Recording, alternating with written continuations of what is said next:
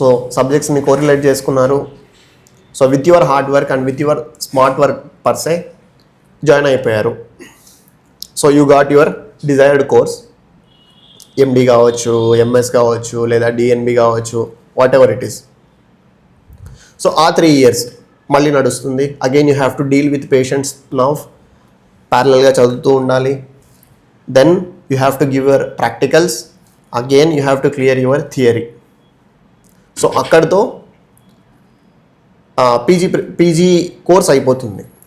So ఇంకొక point ఏంటంటే ఇందులో అందరూ సూపర్ స్పెషాలిటీ చేయాలా? That is a big question mark. అందరూ చేయాలని రూల్ లేదండి. ఎందుకంటే పీజీలోనే కొన్ని ఎండ్ బ్రాంచెస్ ఉంటాయి, లైక్ ఆర్థోపెడిక్స్, డర్మటాలజీ, రేడియాలజీ, ఇవన్నీ end branches. Pulmonology, will be dealing with lungs. So ఇవన్నీ ఎండ్ బ్రాంచెస్. మళ్ళీ దీని తర్వాత చదవాల్సిన అవసరం లేదు. But if you want to perceive, you can do fellowship in specialised area. అంతే, that will be for 6 months or it will be for 1 year. That is your own interest. అది మీ interest. చేయాలి అనుకుంటే చేయొచ్చు, otherwise no one is going to force you to do. Okay, like but other people like general medicine, general surgery, వాళ్ళు super speciality చేస్తేనే వాళ్ళకు మంచి scope ఉంటుంది అని నా personal opinion. I did my general medicine, తర్వాత కార్డియాలజీ చేయాలి అని ఒక ఇంట్రెస్ట్ ఉండింది. అది ఎందుకు అనేది కూడా I let you know. So 3 years, then practicals, then theory, then you will be called as a complete doctor. Okay, this is how a journey begins for a, and journey begins and journey ends as a doctor. This is about course, Hari. Yeah, okay sir. ఇందులో ఇంత పెద్ద long journey ఉందని తెలుసు కదా, ఎందుకు ఈ course ఇంత time పడుతుందని తెలుసు కదా, మిగతా వాళ్ళ ఫ్రెండ్స్ అందరూ ఎంజాయ్ చేస్తారు, ఇంట్లో ప్రెజర్ చేస్తారు, కానీ ఎందుకు ఈ కోర్సు ఎంచుకున్నారు? సో ఎందుకు అనేది that is a subjective thing. Okay, అది మన మీద డిపెండ్ అయి ఉంటుంది. సో నా పాయింట్లో నాకు ఇంట్రెస్ట్ స్టార్ట్ అయిన ఏరియా 8th standard. లైక్ మా గ్రాండ్ మదర్ ఇల్లు ఉన్నప్పుడు, అంటే when she was not good, తనని హాస్పిటల్లో అడ్మిట్ చేశాం. సో హాస్పిటల్లో అడ్మిట్ అయినప్పుడు every now and then doctors రౌండ్స్కి వచ్చేవాళ్ళు. They will be wearing a steth on their neck. So that use to be very diplomatic, that use to be very polite thing, and that has added more physique to their body. అంటే ఆ appearance of steth on their neck, that was very beautiful. That has drawn my attention. So అప్పుడు అనిపించింది, okay, ఇలా ఫ్యూచర్లో మన రిలేటివ్స్కో, మనకు తెలిసిన వాళ్ళకో బాగలేకపోతే I should be in a position to treat them అనే ఒక థాట్ అప్పుడు స్టార్ట్ అయింది. సో ఆ స్టార్ట్ అయిన థాట్ని I wanted to take that in future. So continue చేయాలి అని అనిపించింది. I told to my parents and they too accepted that. Intermediate +1 +2 అది అయ్యింది. అండ్ ఆ టైంలో నాకు ఈ అప్లికేషన్ నాలెడ్జ్ తెలియదు. I was completely stuck at that point. I'm reading but unable to crack the questions. Then రాలేదు. Inter first year, second year తర్వాత I was unable to fetch the seat. దాని తర్వాత I went to long term. Then I realised that okay, this is not the way that I should read. So చదివిన ప్రొసీజరే wrong. So now I have to change the equation అన్నట్టు I have changed the plate. Apply చేయడం start చేశాను. Then I was very comfortable in remembering the things and I was very comfortable to clear the questions. Somehow entered into MBBS. Then MBBS, such a long thing. Every now and then I was like, అసలు ఎందుకు వచ్చాను, అసలు ఎందుకు చేస్తున్నాను, okay నాకు interest ఉండింది but నేను ఎందుకు చేస్తున్నాను, కానీ అమౌంట్ అంతా వేస్ట్ అయిపోతుంది. Even though it is a category seat. 3 categories ఉంటాయండి. I forgot this to say. First government which is of very low fees. Then private కాలేజెస్లో 3 categories ఉంటాయి, CAT A, CAT B, CAT C. అప్పట్లో CAT A కూడా 1 lakh ఉండింది. Now it has increased drastically. CAT B అప్పట్లో 5 lakhs, ఇప్పుడు 11 lakhs. CAT C ఇక మీ ఊహకే వదిలేస్తున్నా అది ఎంత ఉంటుంది అనేది. సో CAT A ఉన్నప్పుడు కూడా ఐ వాజ్ లైక్ అసలు ఇంత అమౌంటే, 1 lakh కూడా ఇంత అమౌంట్ అనుకునేవాడిని. So every time I use to go to my parents and say ఇంత ఖర్చు పెడుతున్నాము, అసలు నేను చేయగలనా లేదా అన్నప్పుడు every time they use to tap on my shoulder, చెప్పేవాళ్ళు ఓకే ఇట్స్ ఓకే బేటా, you can do that, problem ఏం లేదు, లాంగ్ కోర్స్ కదా, తెలిసే వచ్చాం కదా, once you finish off this you will be in a position to deal with the patients, you will be able to deal the patients, you can clear their illness ani they use it to encourage.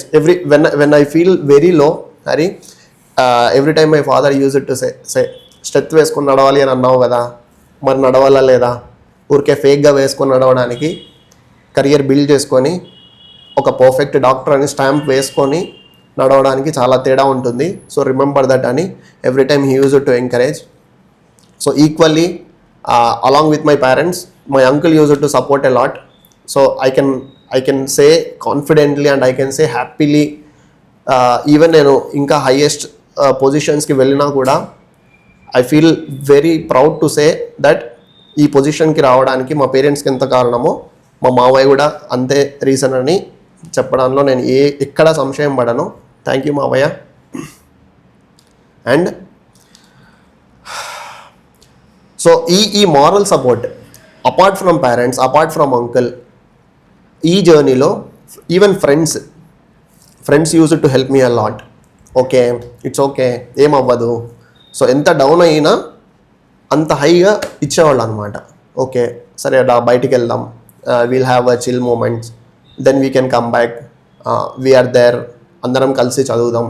So ఎప్పుడైతే అందరం కలిసి చదువుదాం, okay, ఆ friendly zone ఉంటుందో definitely you won't be having any problem అండి. I'm sure about that. ఎప్పుడైతే మీరు ఇండివిజువల్గా చదువుతూ ఉంటారో you won't be you will be having a little idea about that, then you won't be able to crack the subject, then you will feel low. And మీరు ఎప్పుడు లో feel అవ్వకూడదు ఎంబీబీఎస్లో కానీ, పీజీలో కానీ, సూపర్ స్పెషాలిటీలో కానీ. అంటే daily you have to read at least for half an hour daily. రోజు చదువుతూ ఉంటే you won't get that thought of నేను ఏదైనా మిస్ అవుతున్నానా, నేనేమి చదవట్లేదు, నేను ఇంప్రూవ్ అవ్వట్లేదు అనే థాట్స్ రావు. Daily you should be in touch with your subject. మీరు ఎగ్జామ్కి వెళ్ళేటప్పుడు ఎనీ ఎగ్జామ్ ముందు రోజు మీ మైండ్ సెట్ ఎలా ఉండేది, అది కొంచెం చెప్తారా? See Hari, mindset so very very very important thing. ఎందుకంటే each and every subject is like a monument. ఓకేనా? సో ప్రతి ఒక్క సబ్జెక్ట్ మాన్యుమెంట్ అంటే అదొక పెద్ద పర్వతం లాగా అనిపిస్తుంది. సో అలా అనిపిస్తున్నప్పుడు అసలు ఈ క్వశ్చన్ చదివితే ద బేసిక్ థింగ్ ఈజ్ ఈ క్వశ్చన్ ఎగ్జామ్లో వస్తుందా, ఈ క్వశ్చన్ ఎగ్జామ్లో రాదా, అసలు ఇది నాకు గుర్తొస్తుందా. స్కూల్లో అందరూ చెప్తాను ఇదే ఉంటుంది, ఇది ఇంపార్టెంట్ మేడం, ఈ టిక్ వేసిండి ఎగ్జామ్లో వస్తుంది రాదా. ఎగ్జాక్ట్లీ. అట్లా ఎంబీబీఎస్లో అనుకోవచ్చా, అనుకోకూడదా? No, big no. ఎందుకంటే ఏ పేషెంట్కి ఏ ప్రాబ్లం వస్తుందో మనకు తెలియదు. So we have to read all the things. అన్నిటి గురించి మనకు ఐడియా ఉండాలి. ఐడియా ఉండాలి అంటే we have to have a overall idea about everything. ప్రతి ఒక్క దాని గురించి తెలుసుండాలి. అలా తెలుసుండాలి అంటే ఫస్ట్ నుంచి మనం చదువుతూ ఉండాలి. అండ్ ఎగ్జామ్ ముందు రోజు అసలు ఈ క్వశ్చన్ వస్తుందా, ఈ క్వశ్చన్ రాదా, నేను రాయగలనా, రాయలేనా. నో, చదివావు కదా, యూ హ్యావ్ రెడ్ దట్. చదివిన తర్వాత అది పేషెంట్కి వచ్చిన ప్రాబ్లమే కదా, ఎక్కడో ఒకటి చూసుంటావు కదా, మరి భయపడ్డం ఎందుకు. రేపు వస్తుంది, నేను రాస్తున్నాను, ఐఎమ్ డూయింగ్ దిస్, అంతే. This should be your idea. And చాలామందిని చూశాను Hari, I have seen most of the people రేపు ఎగ్జామ్ అంటే ఇవాళ నైట్ అంతా మేల్కొని రేపు మార్నింగ్ నైట్ అవుట్, ఏదో ఫ్యాన్సీ వర్డ్ అంతా యూజ్ చేస్తారు, నైట్ అవుట్స్ అవి ఇవి అన్నట్టు. మార్నింగ్ ఎప్పుడో 5కో 6కో పడుకొని 1 hour తర్వాత స్పీడ్గా రెడీ అయ్యి తర్వాత ఎగ్జామ్కి వెళ్తారు. This is what happens normally. But ఒక స్మార్ట్ పీపుల్కి హార్డ్ వర్కర్కి తేడా ఇక్కడే. నైట్ ఎవరైతే బాగా పడుకొని మార్నింగ్ ఎవరైతే ఫ్రెష్ మైండ్తో వెళ్తారో వాళ్ళ రిమోట్ మెమొరీలో ఉన్నది కూడా గుర్తొస్తుంది. సబ్ కాన్షియస్ మెమొరీ అంటారు దాన్ని. సో ఎవరికైతే ఈ సబ్ కాన్షియస్ మెమొరీ బాగా వర్క్ అవుతుందో they will write everything for sure. లేదు మార్నింగ్ 5-6 వరకు చదివి 1 hour మాత్రమే పడుకొని డిస్టర్బ్డ్ స్లీప్, లో కాన్ఫిడెన్స్ అలా వెళ్తే వాళ్ళు చదువుకుంటారు. They would have read for sure, కానీ గుర్తురాదు. At the end of the day we have to present కదా, ఎగ్జామ్లో రాయాలి కదా. రాయకపోతే no one will remember your hard work. Okay, చదివారా లేదా వాళ్ళకి అనవసరం, ఎగ్జామ్లో రాసారా లేదా. సో బీ కూల్, అన్నీ గుర్తొస్తాయి, లేదా గుర్తొచ్చినంత రాయండి. Don't take stress, then you can clear your exam. Okay sir, exam అయిపోయింది, మీరు ఫేస్ చేశారు, రిజల్ట్ పాజిటివ్ నెగిటివ్ వచ్చింది. ఆ ఎగ్జామ్ రాసిన దగ్గరికి రిజల్ట్కి మధ్య టైం గ్యాప్ని మీరు ఎలా మేనేజ్ చేసేవాళ్ళు? ఇక్కడ 2 విషయాలు హరి. ఎగ్జామ్ అయిన తర్వాత రిజల్ట్ కోసం వెయిట్ చేస్తూ ఉండడమా, లేదా ఎగ్జామ్ బాగా రాసి ఓకే ఎలాగో పాజిటివ్ వస్తుంది అనే కాన్ఫిడెన్స్తో హ్యాపీగా ఉండడమా, లేదా ఎగ్జామ్ సరిగ్గా రాయలేదు తర్వాత ఏమవుతుందో అని భయంగా ఉండడమా. సో ఈ థింగ్స్ మనం క్లియర్ చేసుకోవాలి. ఓకే, ఇద్దరు బాగా రాయాలి, ఇన్ కేస్ బాగా రాయకపోతే ఏం చేయాలి అనే ఆలోచన ముందే ఉండాలి. బాగా రాసామా, వి విల్ గో ఫార్వర్డ్. రాయలేదా, we are going to read that again. బాగా రాసాము, ఇంకా మనకు టైం ఉంది, ఇంకా ఎక్కడికైనా వెళ్ళి వర్క్ చేసుకోవాలి, you can go and work so that you can acquire good clinical skills. అంతే సార్. ఇక్కడ మీ day schedule, morning day routine, studies coaching కానీ ఎగ్జామ్ ప్రిపరేషన్ అప్పుడు కానీ ఏ టైం నుంచి ఎన్ని అవర్స్ చదవాలా అలా అజంప్షన్స్ ఉన్నాయి. కొంతమంది 24 hours చదవాలి, 18 hours కష్టపడాలంటారు, 6 hours చాలంటారు. దానికి మీరేం చెప్తారు? సో దీనికి ఒక ఎగ్జాంపుల్ ఉంది. ఎట్లా అంటే ఇంటర్మీడియట్లో I will say that guy name also, his name is Rahul. Okay, మా క్లాసే. అబ్బాయి ఎలా అంటే హరి, యూ వోంట్ బిలీవ్, మాకు మార్నింగ్ 6 o'clock క్లాసెస్ స్టార్ట్ అయ్యేవి. 6కి వెళ్ళి అందరూ ఏదో కొంచెం అటెంటివ్గా, కొంతమంది నిద్రపోయేవాళ్ళు, నేను నిద్రపోయే బ్యాచ్ అనమాట, పడుకునేవాడిని. మా ఫ్రెండ్ ఉండేవాడు రాహుల్ అని, తను కూడా అంతే పడుకునేవాడు. కానీ he used to top in the class. Afternoon study అవర్స్లో స్లీప్, ఏదో స్టడీ అవర్స్ ఒక 7 to 8 hours నడుస్తే he used to read only for 1 or 2 hours అంతే. రీజన్ ఏంటి అని వెతికితే he has very good conceptual knowledge. Concepts అన్నీ ముందే ఐడియా ఉన్నాయి, 1 or 2 hours అప్లై చేసేవాడు అంతే, అయిపోయింది. సో ఆ క్వశ్చన్స్ ఏవైతే ఉన్నాయో అవి సాల్వ్ చేసేవాడు, ఏమైనా డౌట్స్ ఉంటే అడిగేవాడు. 1 or 2 hours తన స్కెడ్యూల్ క్లియర్, మళ్ళీ వెళ్ళి పడుకునేవాడు. మేము ఆఫ్టర్నూన్ నుంచి నైట్ వరకు మొత్తం కూర్చొని చదువుతూ ఉన్నా కూడా అయ్యేది కాదు. ఎగ్జామ్స్లో ఏమైనా చూసి రాస్తున్నాడా అనుకునేవాళ్ళు. నో, తనని మాత్రమే సపరేట్గా కూర్చోబెట్టినా కూడా he use to top. So that's the beauty of conceptual learning. Okay, and schedule ఎలా ఉంటుంది, ఒక 5 to 6 solid hours, 5 to 6 hours చదివితే చాలు. అండ్ ఆ 5 to 6 hours మనం ఏం చేయాలి, ఫస్ట్ టెక్స్ట్ బుక్ చదవాలి. అంటే ఇంటర్మీడియట్ అండ్ నీట్ ఎంట్రన్స్ని క్రాక్ చేయడానికి చెప్తున్నా. ఆ 5 to 6 hours we have to read the text book. అంటే ఆ రోజు క్లాస్లో ఏం చెప్పారో అది చదవాలి. చదివిన తర్వాత we have to solve the bits. That's the most important thing. ఆ బిట్స్ సాల్వ్ చేయాలి, ఆ క్వశ్చన్స్ సాల్వ్ చేయాలి. డౌట్స్ ఉన్నవి రెక్టిఫై చేసుకోవాలి. డౌట్ని డౌట్గానే పెట్టుకుంటే అది డౌట్ అలానే ఉంటుంది. So we have to rectify that. Then we have to analyse. అంటే నేను ఎక్కడ మిస్టేక్ చేస్తున్నా, this analysing is very very very important guys. ఎందుకంటే ఒక మిస్టేక్ చేస్తున్నాము అంటే how we have to come out of that. Even మన పీజీ రెసిడెన్సీలో కూడా ఇప్పుడు ఒక పేషెంట్ డెత్ అయ్యాడు అంటే డెత్ ఆడిట్ ఉంటుంది Hari, we use to attend that. ఆ డెత్ ఆడిట్లో డెత్ అయిన పేషెంట్ నుంచి కూడా నేర్చుకునే వాళ్ళం. ఓకే, మేము ఏమి చేసుంటే ఈ పేషెంట్ బతికేవాడు, how we would have saved this patient, ఎలా ఇంకా ఇచ్చుండొచ్చు బెటర్గా అనే డిస్కషన్స్ జరుగుతాయి. సో మీరు కూడా అంతే, ఇంటర్మీడియట్లో ఎలా మిస్టేక్ అయింది, okay, that's not a matter. Mistake అయిన దాన్ని how you are going to rectify that అనేది very very important thing. So 5 to 6 solid hours చదవండి. నైట్ అంతా మేల్కోవాల్సిన అవసరం లేదు. Have a strict timings, have adequate sleep for at least for 7 hours, not less than that. So మంచిగా పడుకోండి. Then go to class. అసలు ఏం చెప్తున్నారు, ఈ క్వశ్చన్ని ఇలా వాళ్ళు చెప్తారండి. They will teach you the techniques. Okay, ఇప్పుడు ఒక టాపిక్ వచ్చింది అంటే ఈ క్వశ్చన్ ఇలా అడుగుతారు. You have to remember that is known as coaching. Okay, so ఈ క్వశ్చన్ ఇలా అడుగుతున్నారు, రిమెంబర్ దట్. అదే క్వశ్చన్ మళ్ళీ రూమ్కి వెళ్ళిన తర్వాతనో లేకపోతే స్టడీ అవర్స్కి వెళ్ళిన తర్వాతనో be prepared for the question what they are asking you. దాన్ని సాల్వ్ చేయండి. మీ థింకింగ్లో, మీ అప్లికేషన్లో ఏమైనా తప్పు ఉందా దాన్ని రెక్టిఫై చేసుకోండి. Then it will be easier. Sir, doctor అనగానే చాలా పదాలు ఉంటాయి. నార్మల్గా ఒకాబులరీ కంటే దీంట్లో డిఫరెంట్గా ఒకాబులరీస్ ఉంటాయి. అవన్నీ మీరు ఎలా రిమెంబర్ చేసుకునేవాళ్ళు? డైలీ రీడింగే అంతే. ఒక వర్డ్ని డైలీ చూస్తున్నాము అంటే automatically you will engulf that word. Engulf అంటే ఏంటి? స్వాలోయింగ్, మింగేస్తారు. ఓకే, సో రిపీటెడ్గా మీరు అదే చెప్తూ ఉంటారు, అదే వస్తున్నాయి. సింపుల్. ఇప్పుడు ఏదైనా ఒక కొత్త వర్డ్ వచ్చింది అనుకోండి. Say for example, apart from medical word there is one word known as super క్యాలిఫ్రాజిలిస్టిక్ ఎక్స్పియాలిడోషియస్.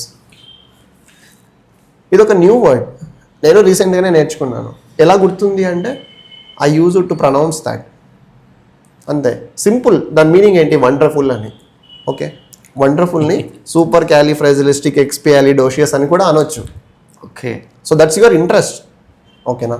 So ఈ వర్డ్స్ రావా, నేను పలకగలనా లేదా? No, you can. నేను పలికినప్పుడు మీరు కూడా పలకగలరండి. That's all. రోజు చదువుతూ ఉంటే you will get in to it. మీరు క్లాస్ అయిపోయిన తర్వాత లేదా రూమ్కి వచ్చినప్పుడు మీకు మళ్ళీ చదవాలనిపించినప్పుడు రూమ్లో మీకు ఎలాంటి ఎన్వైర్న్మెంట్ ఉండేది? రూమ్లో ఇంటర్మీడియట్ నేను తీసుకున్నప్పుడు ఐ వాజ్ ఇన్ హాస్టల్ అండి. సో హాస్టల్లో ఉన్నప్పుడు there were nearly 7 to 8 students, అంటే 7 to 8 ఫ్రెండ్స్ ఉండేవాళ్ళు. కొంతమంది చదివే వాళ్ళు ఉంటారు, కొంతమంది చదవని వాళ్ళు ఉంటారు, కొంతమంది డిస్టర్బ్ చేస్తారు, కొంతమంది కామ్గా వదిలేస్తారు. సో అవన్నీ we have to analyse them in the prior itself. ఎవరు డిస్టర్బ్ చేస్తున్నారు, ఎవరు చేయట్లేదు.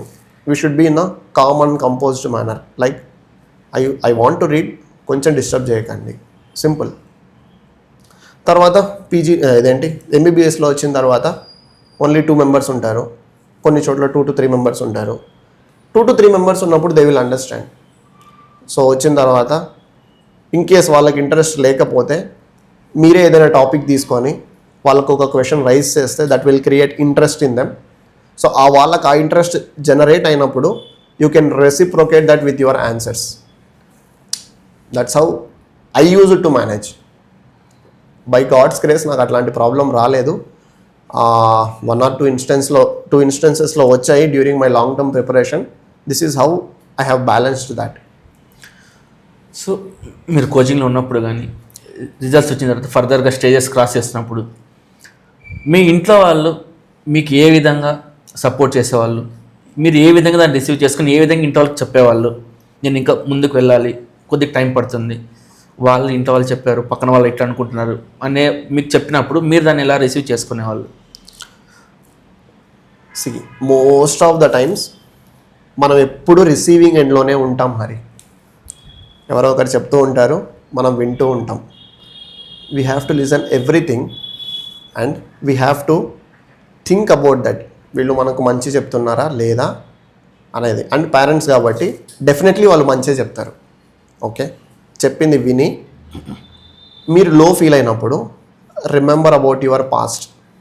అసలు ఇంతకుముందు మీరు ఎలా ఉన్నారు, ఎవరు ఎన్ని అవమానాలు చేసినా ఎలా భరించారు, తర్వాత మీరు ఏం అవ్వాలని అనుకుంటున్నారు, ఏం అవ్వాలి అని అనుకుంటే ఇప్పుడున్న ప్రాబ్లమ్స్ తక్కువే అనిపిస్తాయండి. Even I have faced lot of problems. So ఆ ప్రాబ్లమ్స్ని, హర్డిల్స్ని క్రాస్ చేయాలి అంటే స్ట్రాంగ్ మైండ్ సెట్ ఉండాలి. ఓకే, ఆ రోజు నేను అలా స్టెప్ వేసుకొని నడవాలి అని అనుకున్నాను, ఈరోజు మీ ముందు ఇలా స్టెప్ వేసుకొని కూర్చున్నాను. And parents support very very important. That will play crucial role in this. ఎందుకంటే ఒక్కొక్కసారి సో మా ఫ్రెండ్స్కి చూశాను, one or the other time ఏదైనా సబ్జెక్ట్లో మార్క్స్ రాకపోవడం, మళ్ళీ ఆ సబ్జెక్ట్ని చదవాల్సి రావడం వస్తుంది. That is a normal thing. You need not to worry for that. ఎందుకంటే ఒక్క సబ్జెక్ట్ పోయినంత మాత్రం no one is going to stop you over there. భూకంపమో లేకపోతే ఏదో న్యాచురల్ కలామిటీసో ఏవి రావు అండి. So the thing is you have to handle that failure with utmost interest. Okay, నేను ఇప్పుడు ఫెయిల్ అయ్యాను. Okay, what is going to happen? A simple example, I had a very good senior, okay, I don't want to reveal the name. Even now he speaks to me, ఇప్పుడు కూడా call వచ్చింది. Even now he speaks to me. Such a bright senior. He used to read very hard, he used to read very smart, but because of one or the other instances, one or the other things, he has failed in pathology. He has failed. Such a bright student, he has failed in pathology. I was like, what has happened to him? He used to teach me with utmost conceptual knowledge, but how he has failed? Okay, there may be so many factors and fail avvadaniki. Okay, then the same senior is now a leading pediatrician. ఎవరైనా ఆపారా? Fail అయ్యారు, pathology fail అయ్యారు, next time clear చేశాడు. Has someone stopped him? No కదా. From failing into pathology, now he is a pediatrician. How? Because of his mindset. ఎవరైనా ఆపబోతున్నారా? లేదే. Okay, fail అయ్యాను, ఇంకో 2 to 3 months మళ్ళీ చదువుతాను.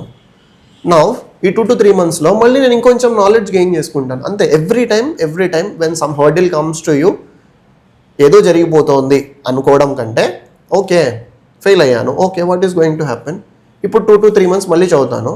Now I will have a very good grip on the subject. So, ఈ mind set కనుక ఉంటే everything will be smooth. That's the thing that I wanted to convey.